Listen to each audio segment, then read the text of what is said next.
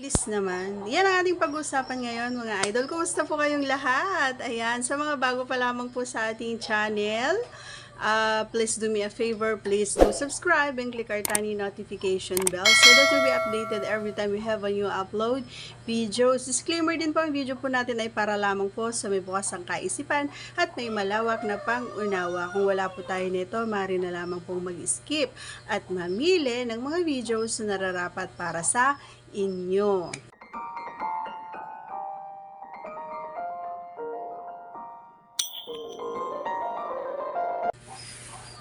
Okay, ayan. Siyempre, alam kong gustong-gusto mong malaman kung ano yung sinasabi natin na ang bilis naman.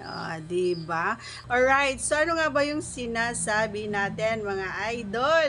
Okay, kasi marami ang nagtatanong ano daw yung dapat nilang gawin. Siyempre, alam nyo mga idol, hindi natin mapipigilan ang mga ganitong klase. No? Lalong-lalo na kapag ikaw ay talagang handang-handa doon sa gagawin ninyo. Hindi mo talaga yung sasabihin mo paano daw maiwasan. So, hindi mo talaga maiiwasan, lalong-lalo na kung yung kapareha mo ay sobrang namiss mo, sobrang mahal mo, alam mo yon, hindi mo talaga maiiwasan. And sure naman ako na isa lang din naman ang pwede kong maigabay or maiguide sa inyo, no, mga idol. So ito yung sinasabi natin na wag mong isipin yung kapakanan mo lang, wag mong isipin yung sarili mong kaligayahan lang. Kailangan mong i-priority kumbaga yung kung ano yung mararamdaman ng iyong kapareha. And of course, hindi madali ito, no, para sa isang sa inyo. Especially kasi sa amin kasing mga kababaihan is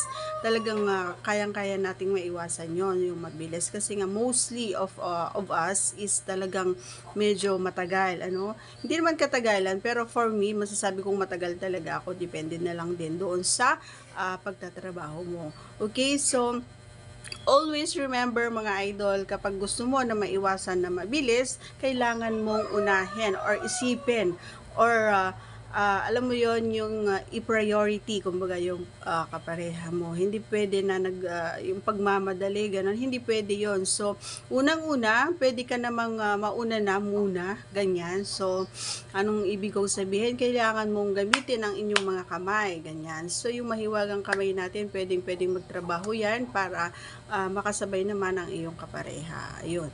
And kapag ganun kasi medyo makakatulong at makakatagal ka kasi nga nakauna ka na eh. So sa pangalawang actually hindi na siya yung magiging unang round, pangalawang round na lang siya. Pero okay lang yon, at least mararamdaman niya yung effort mo, kumbaga gagawin mo rin naman ang lahat para makatapos naman siya, diba? Ang importante kasi doon mga idol is masaya kayo parehas. Okay, so that's all for today's video. Once again, if you are not yet connected, please do subscribe and click our tiny notification bell so that you'll be updated every time we have a new upload videos. Thanks for watching. Bye.